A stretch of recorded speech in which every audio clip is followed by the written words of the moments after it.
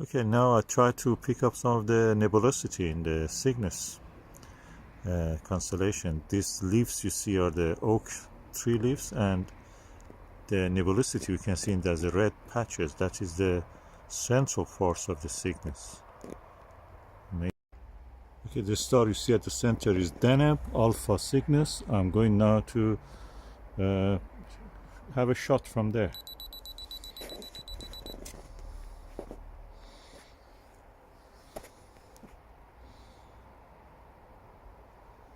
Let's see what it will be. Ooh, let's go. Ooh, wow. Amazing. Oh, I can see all the nebulosity around the Cygnus. And some of it probably is the North American Nebula. It's because that is a very big extended object. That's to the right of the brightest star at the lower part of the center. There's a huge clouds there.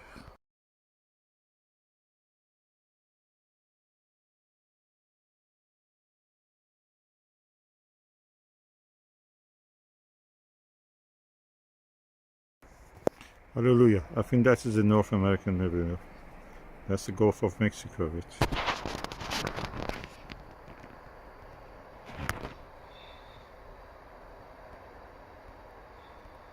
And the star at the lower part, just at the edge, and near the center of the lower line of the image is the Deneb.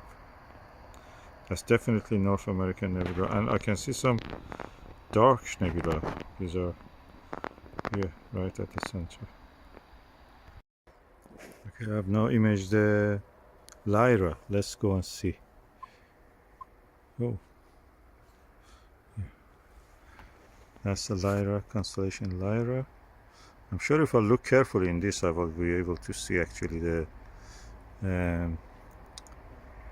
yeah, the Ring Nebula.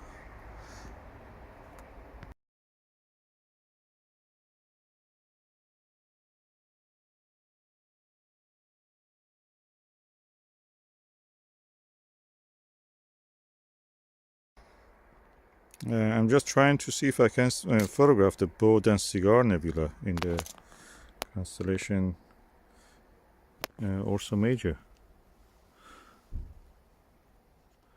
Yeah, I think I can see them. That's here. I have to magnify the image a little bit. Yeah. Then I go to the top, to the left. Yeah, here, right at the center. That is the, right at the center, what you see is the cigar, there is the Boat Nebula, Boat Galaxy, and the lower part of it is the Cigar Nebula, M81, M82. Ooh, wow, amazing. Just knowing what you are looking at, that makes you really be able to actually to identify them.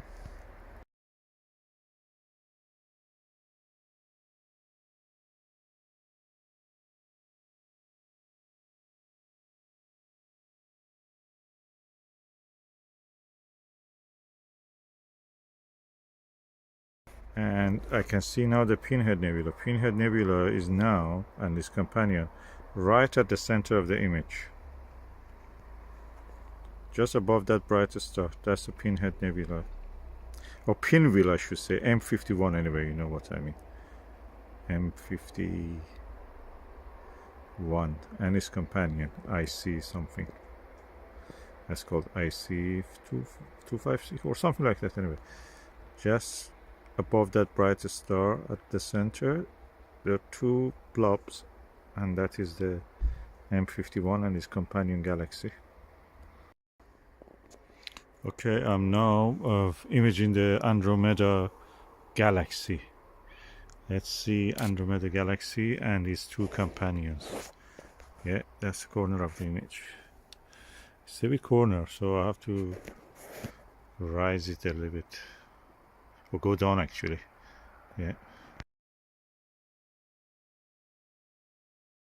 Andromeda Galaxy again. Let's see how it is. Yeah, you can see that. That's it. That's the Andromeda Galaxy. That's the closest galaxy to us. Amazing, big. And from there, our galaxy will be seen the same size almost in the sky. If we could see the hydrogen light and the radio waves, this was the biggest structure we could see. But eventually, I mean, in several 100 million years, it will come close to us, so we can see actually. It will cover probably the half of the sky.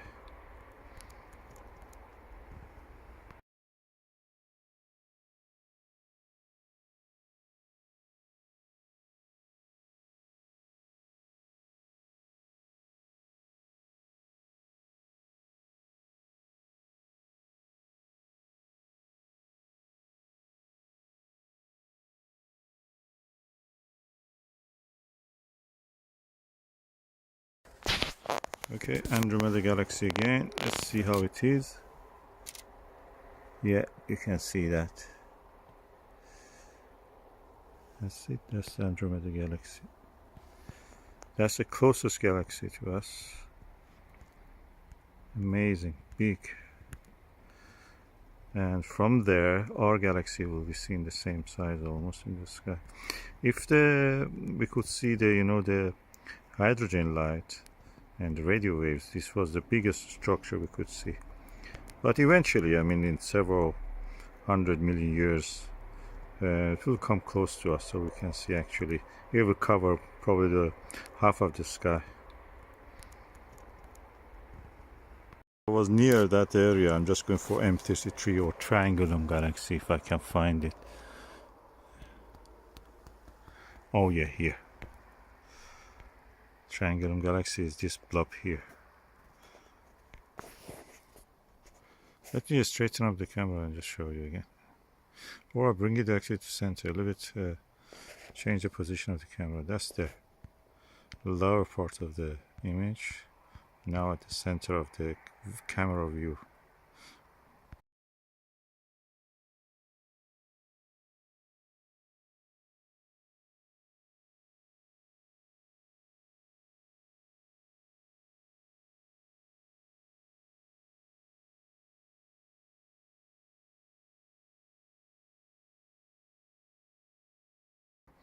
Now I'm going to repeat the same image, but just a little bit lower up, move the camera lens, and we will see it hopefully at the center. 12,800 and 8-second exposure. And we are looking for M33 or Triangulum Galaxy. Yeah, right at the center of this image, you can see it. That's the Triangulum Galaxy.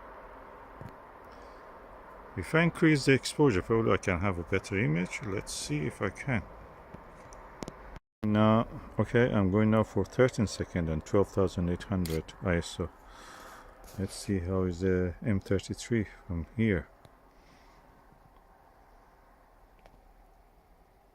Change the battery pack.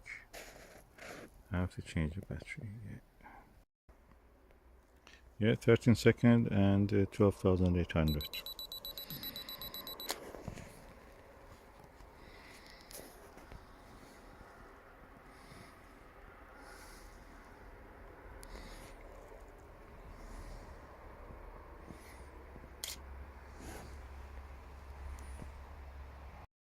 Yeah, that's a M33 Triangulum Galaxy, 13-second, 12,800 ISO.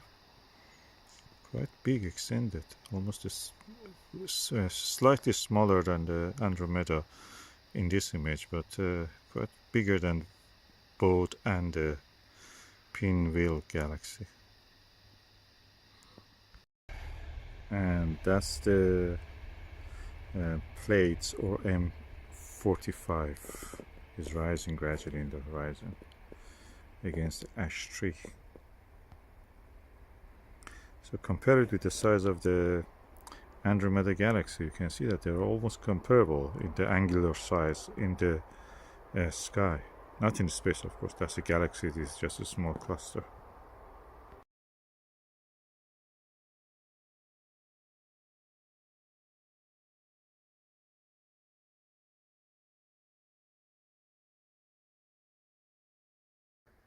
Yeah, I'm trying to capture the double cluster. Oh yeah, hallelujah, you can see it.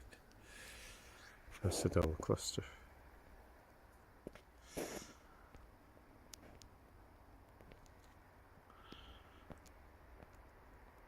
Amazing.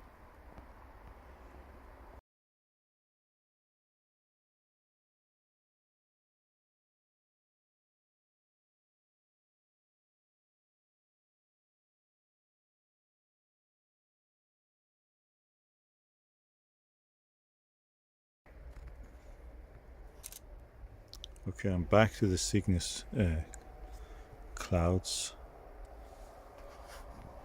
Plenty of nebula I can see here.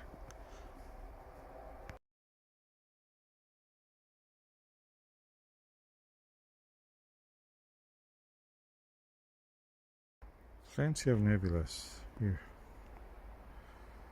It's amazing, the details, look at that. None of these nebulas practically is visible to the naked eye unless you really look with a in a dark sky and in very very good conditions. Now you can just pick them because they're very big actually practically. Angular dimensions of them are quite huge. So seeing them is difficult. Also, our eyes are not as sensitive to the red and infrared, and this camera is sensitive. It picks it all because the IR filter is removed from this. So all these nebulosities which are shining in red can. And again, I'm back for the Bode and the Cigar Nebula. The lower part, the lower blob is the bigger one, which is the M81 Bode Galaxy, and the upper one, which is a little bit elongated and irregular, that's M82. And I can pick them up here. Oh, amazing. Look at this real size of them and the image. That's where they are, in this top part of the corner. This camera, all the chip, is very capable of doing this. Is that center? Those two galaxies.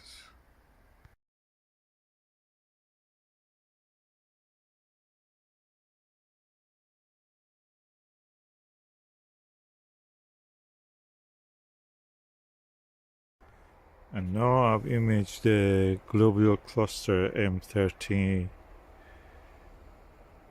and this is the M13. I'm going to bring it to the center and magnify it. Yeah, that's the M13. In the middle of those three stars, the middle one is M13. The association of hundreds of thousands of stars. And we can photograph it, image it.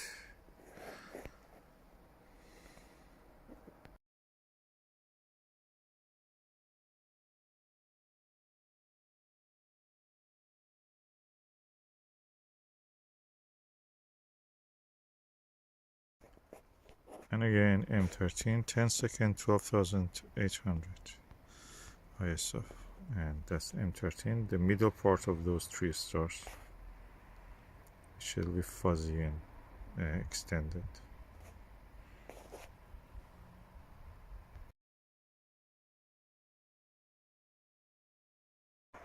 And that's the planet Jupiter with the Ganymede, the tiny star to the lower part of it. Planet Jupiter and the Ganymede.